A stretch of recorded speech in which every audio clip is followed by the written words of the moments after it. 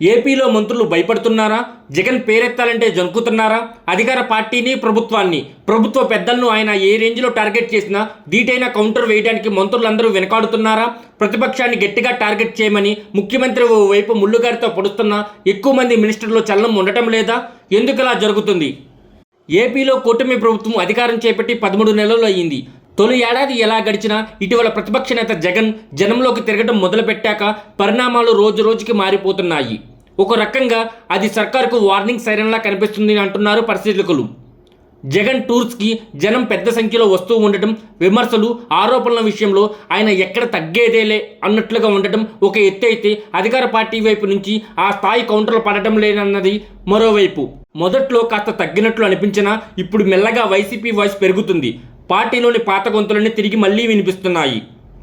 అదే సమయంలో మన చేతిలో పవర్ ఉండి కూడా మనోళ్ళు సరిగ్గా మాట్లాడటం లేదు అన్న అసహనం టీడీపీ ద్వితీయ శ్రేణి క్రియేటర్లు బాగా కనిపిస్తుందంట.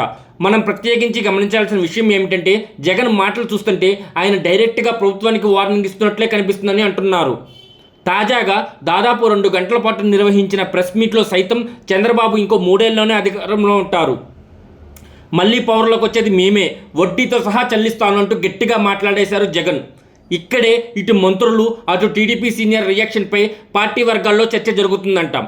నేరుగా సీఎం చంద్రబాబును పేరు పెట్టి తిట్టినా, మరో రకమైన వార్నింగ్ ఇచ్చినా మంత్రులు ఎవరూ ఎందుకు మాట్లాడటం లేదు? వైసీపీ వాళ్ళు చెబుతున్నట్లు నిజంగానే వచ్చే ఎన్నికల్లో వాళ్ళు పవర్లోకి వస్తారా? ఒకవేళ వస్తే మనల్ని టార్గెట్ చేస్తారా? ఎందుకు వచ్చిన ఈ గొడవ అంటూ ఎవరికి వాళ్ళు కాముగా ఉంటున్నారా అనే చర్చలు గట్టిగా జరుగుతున్నాయి పార్టీ వర్గాల్లో. ఎవరైనా ఒకళ్ళు లేదా ఇద్దరు మాట్లాడినా వాళ్ళ మాటల్లో వేడి ఉండటం లేదు, ఏదో బలవంతంగా మాట్లాడించినటువంటి ఫీల్ అనేది ఉంటుంది అని చెప్పుకొస్తున్నారు పార్టీ వర్గాలు. ఇలా జగన్పై విమర్శలు చేయడానికి మంత్రులు ఎందుకు జంకుతున్నారనే చర్చ గట్టిగా జరుగుతుందంటే వివిధ వర్గాల్లో. అందుకు ఎవరికి తోచిన కారణాలను వారు చెబుతూనే విశ్లేషణ మీద విశ్లేషణలు చేస్తున్నారు. ప్రస్తుతం మంత్రులు కొంతమంది వాళ్ళ సొంత పనుల్లో బిజీగా ఉంటూ పార్టీ ప్రభుత్వ వ్యవహారాలను లైట్ తీసుకుంటున్నారనేది ఒక వర్షన్ అయితే, ఇంకో కొందరైతే అనవసరంగా జగన్ మీద విమర్శలు ఎందుకు, రేపన్న నాడు ఏదో ఒకటి జరిగితే మనకే తలనొప్పులు, ఇప్పుడు గమ్ముగా ఉండి చూసి చూడంటే పోతే పోలే అనుకున్నట్లు సమాచారం. గతంలో ప్రతిపక్షంలో ఉన్నప్పుడు ఇప్పుడు మంత్రులుగా ఉన్నటువంటి నిమ్మల రామానాయుడు గారు, పయ్యవాళ్ళ కేశవ లాంటి మంత్రులు సైతం ఏమాత్రం అవకాశం దొరికినా జగన్ మీద విరుచుకొని పడేవాళ్ళు. కానీ ప్రస్తుతం వీళ్ళెవరూ కూడా ఆ స్థాయిలో రియాక్ట్ అవ్వటం లేదన్న అభిప్రాయం బలంగా వినిపిస్తుంది. అసలు మాట్లాడకపోతే బాగోదు అన్నట్లుగా అప్పుడప్పుడు చిన్న చిన్న సౌండ్స్ చేయడం తప్ప మంత్రులు ఎవరు ప్రతిపక్షం మీద అటాకింగ్ మోడ్లోకి రావటం లేదన్న చర్చ టీడీపీ పెద్దల్లో సైతం జరుగుతుందంట.